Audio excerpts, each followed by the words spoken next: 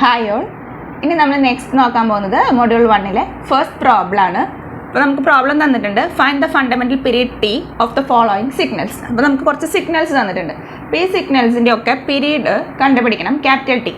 Already ഇത് periodic signals ആണെന്ന് പറഞ്ഞിട്ടുണ്ട്, അതുകൊണ്ടാണ് ഫണ്ടമെന്റൽ പീരീഡ് ഫൈൻഡ് ഔട്ട് ചെയ്യാൻ പറഞ്ഞത്. സോ നമുക്കത് ആദ്യം പീരിയോഡിക് ആണോ അല്ലയോ എന്ന് ചെക്ക് ചെയ്യേണ്ട ആവശ്യമില്ല. പകരം ഡയറക്റ്റ്ലി നമുക്ക് എന്ത് ചെയ്താൽ മതി, പീരീഡ് കണ്ടുപിടിച്ചാൽ മതി. നമുക്ക് ഓരോ സിഗ്നൽസിൻ്റെ എങ്ങനെയാണ് ഫൈൻഡ് ഔട്ട് ചെയ്യാൻ നോക്കാം.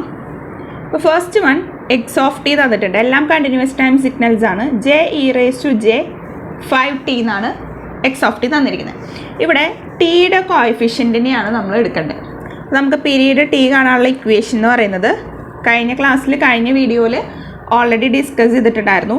2π/ω എന്ന് പറയുന്നതാണ്, ഒമേഗ ഓർ ω0 എന്ന് പറയുന്നതാണ് ഫണ്ടമെന്റൽ പീരീഡ് ക്യാപിറ്റൽ ടി കാണാനുള്ള ഇക്വേഷൻ.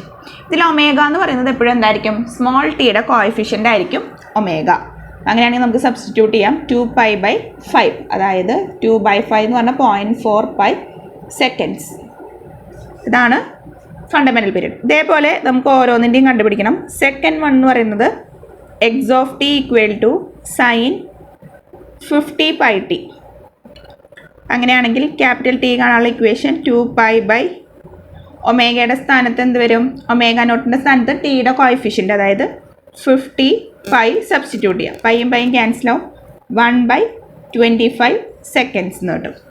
ഇനി തേർഡ് വണ്ണ് ഇതേപോലെ തന്നെ x of t equal to 20 cos 10πt + π/6. ഇതിൽ ക്യാപിറ്റൽ ടി കാണാനുള്ള ഇക്വേഷൻ 2π/ω0 ദാറ്റ് ഈക്വൽ ടു 2π/ω0 എന്ന് പറയുന്നത് സ്മോൾ ടിയുടെ കോഎഫിഷ്യൻറ്റ്. സോ ഈ ബ്രാക്കറ്റിൻ്റെ ഉള്ളിലെ സ്മോൾ ടിയുടെ കോഎഫിഷ്യൻറ്റ് മാത്രമേ നമുക്ക് കൺസിഡർ ചെയ്യണ്ടൂ. +π/6 ഉള്ളത് മൈൻഡ് ചെയ്യേണ്ട.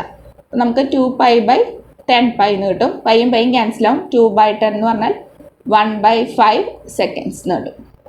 ഇതാണ് ഒരു കണ്ടിന്യൂസ് ടൈം സിഗ്നൽസിൻ്റെ ഫണ്ടമെന്റൽ പീരീഡ് കാണാനുള്ള ഇക്വേഷൻസ്. ഇത് ചെറിയ പ്രോബ്ലംസ് ആണ്, ഇതൊക്കെ നിങ്ങൾക്ക് എക്സാമിന് ചോദിക്കാറുള്ളതുമാണ്.